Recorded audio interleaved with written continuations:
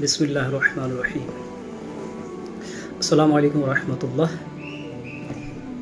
ایک خاص موضوع جس کے تعلق سے لوگ واٹس ایپ سوشل میڈیا پہ بھی معلوم کرتے رہتے ہیں اور بہت عروج پر بھی اس کو آج مقبولیت حاصل ہوتی جا رہی ہے، جس کو کرپٹو کرنسی کے نام سے جانا جا رہا ہے۔ اب آیا کہ یہ عند شرع جائز ہے یا ناجائز ہے، اس کا کیا حکم ہے، انشاءاللہ اس کو تفصیل سے بیان کروں گا اور کوشش کروں گا کہ اس میں تمام اشکالات، تمام شبہات کو ذکر کر کے ان کے جوابات دوں، تاکہ یہ ویڈیو آپ کو تمام ویڈیو سے بے نیاز کر دے۔ تو کرپٹو کرنسی ایک ایسی کرنسی ہے، سب سے پہلے تو اس کرنسی کے بارے میں جانتے ہیں، پھر اس کے بعد انشاءاللہ حکم شرع بیان کروں گا۔ یہ کرنسی ایسی کرنسی ہے کہ کسی کے یہ اس لیے بنائی گئی ہے کرنسی، بنانے والے نے اس کو اس لیے وضع کیا یہ کسی کا انڈر میں کام نہ کرے، چونکہ اس نے سوچا کہ ہم جو ہمارا پیسہ ہوتا ہے بینک میں ہم رکھتے ہیں اس کو، تو بینک جو ہے وہ یوز کرتا ہے ہمارا پیسہ اور ہم اس سے جو ٹیکس وغیرہ بھی لیتا ہے، تو اس نے سوچا کیوں نہ ایک ایسی کرنسی بنائی جائے جو کسی کا انڈر میں کام نہ کرتی ہو، کسی کا انڈر میں کام نہ کرے اور ہم ڈائریکٹلی جو ہے نا وہ آپس میں اس پیسے کا یوز کریں۔ تو اسی کے پیش نظر کرپٹو کرنسی وجود میں آئی ہے۔ اب سب سے پہلے وجود میں بٹ کوئن آیا، اس کے بعد دیگر جو ہے وہ کوئنس آتے گئے۔ اب اس کا جو دار و مدار ہے جو چلتی ہے بلاک چین پر۔ اب بلاک چین کی کیٹیگری بھی جو ہے وہ 4 طرح کی کیٹیگری ہے اس کی۔ میں خاص جو 2 کیٹیگری ہے اس کا ذکر کرتا ہوں، ایک تو پبلکلی ہے اور ایک ہے پرائیویٹلی۔ پبلکلی میں یہ ہے کہ اگر آپ کو جڑنے کے لیے کسی اور شخص کی ضرورت نہیں ہوتی، آپ خود جڑ سکتے ہیں اس سے، اور آپ کے پاس اگر کمپیوٹر ہے اس سے جڑ کر کے جو بھی اس میں حرکات ہوں گی باقاعدہ آپ کے کمپیوٹر پر اسکرین پہ نظر آئیں گی۔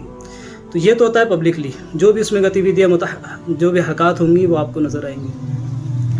اور پرائیویٹلی یہ ہے کہ وہ کسی خاص گروپ کے انڈر میں چلا کرتی ہے، اس کو چند افراد مل کر کے چلا رہے ہوتے ہیں، اور جو بھی اس پر حرکات ہوں گی وہ آپ کو نظر نہیں آئیں گی، بس یہ کہ آپ کی اسکرین پہ کچھ نمبرز وغیرہ جو ہے وہ نظر آئیں گے، اس میں جو بھی حرکات ہو رہی ہیں وہ آپ کو نظر نہیں آئیں گی۔ تو پبلکلی اور پرائیویٹلی میں یہ فرق ہے۔ اور عام طور پر جو فراڈ ہوتا ہے، جو دھوکہ دہی کرتے ہیں، جو غرر کرتے ہیں، وہ پرائیویٹلی ہی لوگ کیا کرتے ہیں۔ جیسا کہ ابھی حال ہی میں ہم دیکھیں کہ ایک 1 کوئن آیا تھا اور اس کی جو بانی تھی اس کو وضع کردہ ایک لیڈی تھی، اور اس نے بھی تمام طرح کے لوگوں کو خواب دکھائے اور اتنا عروج پکڑا، وہ چائنا اور UK وغیرہ میں تمام جگہ سے اس نے پیسہ اکٹھا کیا، حتیٰ کہ ایک وقت وہ آیا کہ اس نے تمام پیسہ اکٹھا کر کے 30,000 کروڑ روپیہ لے کر کے وہ فرار ہو گئی ہے۔ اور نوبت یہ آ چکی ہے کہ اس کے اوپر اس قدر انعام رکھ دیا ہے حکومت نے کہ اگر اس کا کوئی پتہ بتاتا ہے تو اس پتہ بتانے والے کو انعام دیا جائے گا۔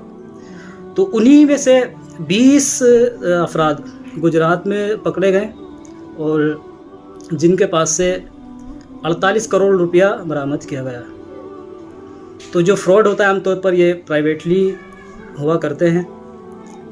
اب ایک تو یہ پرائیویٹلی کا ہو گیا اور ایک ہو گیا پبلکلی، جہاں اس کا یہ فراڈ کا نقصان ہونے کے امکانات ہیں، فراڈ ہونے کے امکانات ہیں، وہیں پر یہ کرمنل جو ہے وہ اس سے انجام دیے جاتے ہیں، تمام جرم اس سے انجام دیے جاتے ہیں۔ 2013 کی بات ہے، امریکہ نے ایک کمپنی کو بین کیا جس میں سے 1 لاکھ بٹ کوئن تقریباً اس نے جو ہے جمع کیا، اور اس کے ذریعے جو ہے وہ کرمنل کام کیا کرتے تھے، کسی کو اسمیگلنگ، ڈرگز، کڈنیپنگ وغیرہ کا بھی اسی کے ذریعے کام کیا انجام دیا جاتا تھا، اس لیے اس کو بین کیا گیا۔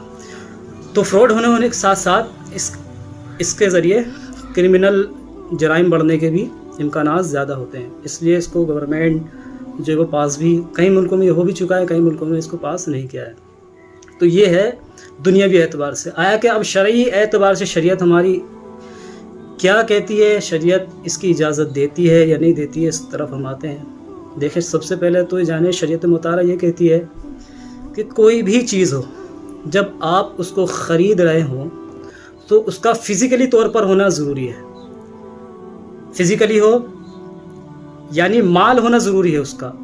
اور شریعت کی اصطلاح میں مال اس کو کہا جاتا ہے جس کی طرف طبیعت مائل ہوتی ہو اور مقبول عام ہو، یعنی ہر ایک اس کو قبول کرتا ہو، طبیعت اس کی طرف مائل ہوتی ہو اور اس کو بچا کر کے رکھا جا سکتا ہو، یعنی اس کو رکھ دیا، ضرورت کا ٹائم آیا تو اس کو بیچ دیا، تو اس کو مال کہا جاتا ہے. اب آیا کہ یہ جو کوئنز ہیں، چاہے وہ ایم کوئن ہو، بٹ کوئنز ہو یا دیگر کوئنز ہیں، اب یہ اس پر خرا اترتے ہیں یا نہیں اترتے. تو ہم اگر اس کو دیکھتے ہیں تو محض ایک یہ فرضی کرنسی ہے جو کہ ہمارے اسکرین پر نظر آتی ہے، خارج میں اس کا فزیکلی طور پر اس کا کوئی وجود نہیں ہے. تو جب اس کا فزیکلی طور پر خارجی میں کوئی وجود نہیں ہے تو اس کی بے بھی جائز، یعنی خرید و فروخت بھی اس کی جائز نہیں ہے. اور ایک خاص بات اس میں سب سے پہلی یہ ہے کہ یہ جو کوئن ہوتے ہیں یہ مال نہیں ہے. اس کی دلیل کیا ہے؟ اس کی دلیل خود یہ ہے کہ جب بٹ کوئن کو وضع کیا گیا، اس کو بنایا گیا شروع میں، تو اس کی کوئی قیمت نہیں تھی. یعنی قیمت نہ ہونا خود اس بات پر دلالت کر رہا ہے یہ مال، برخلاف اس کے کہ اگر حکومت اگر چونی بھی جاری کر دے تو اس کی کچھ نہ کچھ مارکیٹ میں ویلیو اور قیمت ہوتی ہے، لیکن اس کی جب اس کو وضع کیا گیا اس کی کوئی قیمت نہیں تھی. تو یہ بات ظاہر کرتی ہے کہ یہ مال کے حکم میں نہیں ہے. اب یہ جو کوئنز ہوتے ہیں، کوئنز در حقیقت ہوتے کیا ہے؟ کوئنز آپ کو کمپنی دیتی ہے، اور کوئنز آپ کو کمپنی اس کوئنز کے ذریعے کمپنی ایک وعدہ کرتی ہے آپ سے. اور وعدہ یعنی ہمارے ظاہراً تو ہم کوئن لے رہے ہیں، لیکن اس کے پیچھے ایک وعدہ ہوتا ہے کمپنی کا کہ آپ کو جو ہم کوئنز یہ دے رہے ہیں، اس کوئن کے ذریعے آپ کو مستقبل میں چاہے وہ 2 مہینے لگے 3 مہینے لگے، اس کے ذریعے اس کے بدلے ہم آپ کو، یعنی ہم یہ واپس کریں گے تو اس کے بدلے ہم آپ کو کرنسی دیں گے. اس کے پیچھے حقیقتاً یہ ہے. ورنہ آپ کوئن، اگر آپ کو کمپنی کوئن دیتی ہے، آپ کسی دوسرے کے پاس کوئن بیچنا چاہیں تو وہ ہرگز اس کو نہیں خریدے گا. نہ آپ کے پاس یہ موجود ہیں، تو اس کے پیچھے ایک وعدہ ہوتا ہے کمپنی کا کہ آپ یہ ہمیں دیں گے مستقبل میں تو ہم آپ کو کچھ کرنسی دیں گے. اب اجارے کو فاسد کرنے کے لیے ایک تو یہ مال نہیں ہے، شرعی اعتبار سے یہ ناجائز ہو گیا.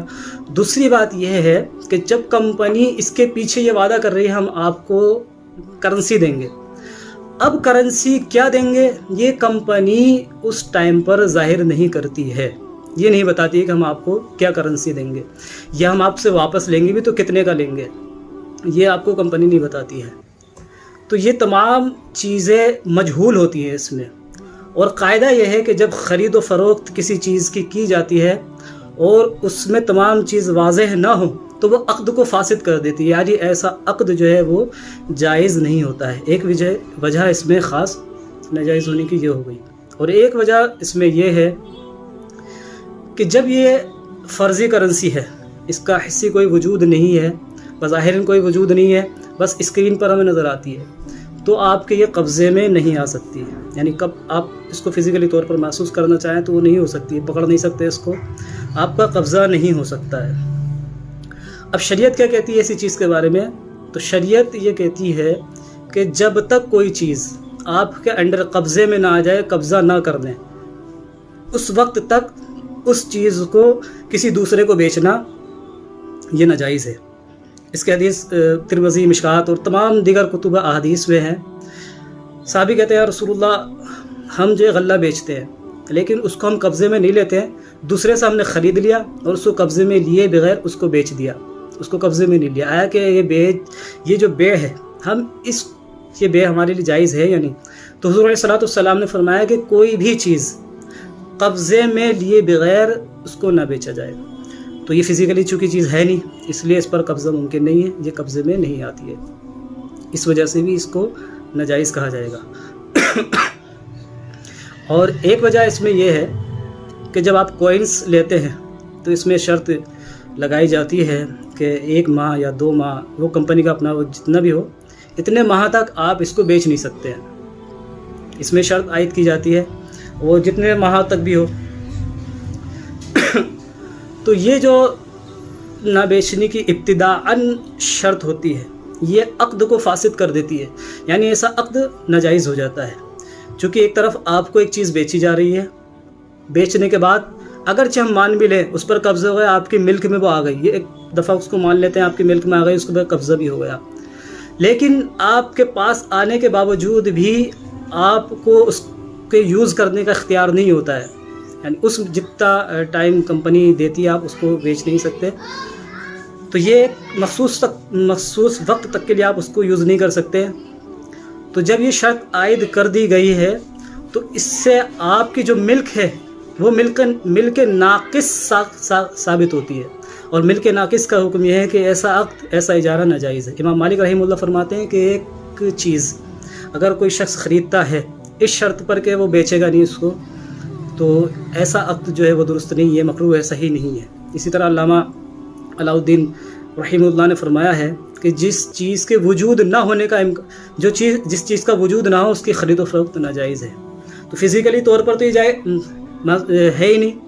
اور امام کاسانی رحمہ اللہ نے فرمایا ہے کہ کوئی بھی ایسی چیز جس کا وجود نہ ہو، یا فرماتے ہیں جس کے وجود نہ ہونے کا خالی امکان ہی ہو، تو فرماتے ہیں کہ اس کی بے، خرید و فروخت یہ جائز نہیں ہے۔ تو یہ ساری کی ساری چیزیں یہ کوئنس کے اندر آتی ہیں، یعنی وہ ظاہری طور پر آپ کے پاس نہیں ہے کہ آپ اس کا قبضہ کر سکیں، تو حدیث مبارکہ اور اقوال فقہا کی روشنی میں یہ اس کا لینا دینا جائز نہیں ہے۔ اور علامہ شامی رحمہ اللہ نے فرمایا ہے کہ جب عقد فاسد ہو جائے تو اس پر کچھ احکامات انہوں نے ذکر کیے ہیں کہ لاگو ہوتے ہیں، لیکن ساتھ ہی انہوں نے ذکر کیا ہے کہ اگر عقد فاسد کے ذریعے ایسی چیز حاصل ہوئی ہے جو کھانے کے لائق ہے یا پہننے کے لائق ہے، تو فرماتے ہیں نہ تو اس کا کھانا جائز ہے اور نہ ہی پہننا جائز ہے۔ علامہ شامی رحمہ اللہ نے اس کو ذکر کیا ہے۔ تو یہ تو شرعی نقطہ اعتبار سے جو ہے وہ تھا حکم جو کہ جائز نہیں ہے۔ اب اس کے پیچھے بعض لوگ طرح طرح کے جائز کرنے کے لیے دلائل دیتے ہیں۔ دلائل کیا دیتے ہیں؟ وہ یہ کہ بھئی ہمارے پاس سونا ہے، سونا بھی تم اپنے انڈر میں رکھتے ہیں اور اس کے ہی پیسے بڑھ رہے ہوتے ہیں، ایسے ہی ہم نے وہ کوئنس رکھے ہوئے ہیں اور اس کے ہی پیسے بڑھ رہے ہیں۔ تو کوئنس میں اور سونے میں بہت بڑا فرق ہے۔ نمبر ایک، سونا یا چاندی جو بھی ہے وہ مال ہے، اور شروع سے ہی جب سے وضع ہوا ہے جب سے مال ہی رہا ہے، لوگوں کی طبیعت کا میلان اس کو ہے، تلقی بالعام ہے، یعنی ہر آدمی اس کو قبول کرتا ہے، جبکہ بٹ کوئن میں مخصوص طبقے کے لوگ اس کو قبول کر رہے ہیں۔ شروع سے مال نہیں ہے، فزیکلی طور پر نہیں ہے، اس پہ قبضہ نہیں کیا جا سکتا، تو یہ اس میں فرق ہے۔ تو اس طرح یہ دلیل بھی دینا درست نہیں ہے اور یہ جائز نہیں ہے۔ اور اس کے پیچھے ایک چیز ہو رہا ہے، جب چند افراد مل کر کے اس کی چین بناتے ہیں، ان کا کمیشن ان کو بھی ملتا رہتا ہے۔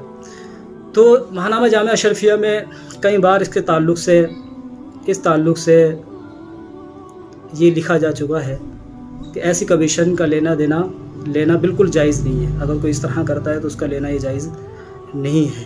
تو یہ بٹ کوئن کے تعلق سے اور ایم کوئن یا دیگر جو بھی کوئنس وغیرہ ہوتے ہیں ان کے تعلق سے میں نے مختصر سا ذکر کیا ہے۔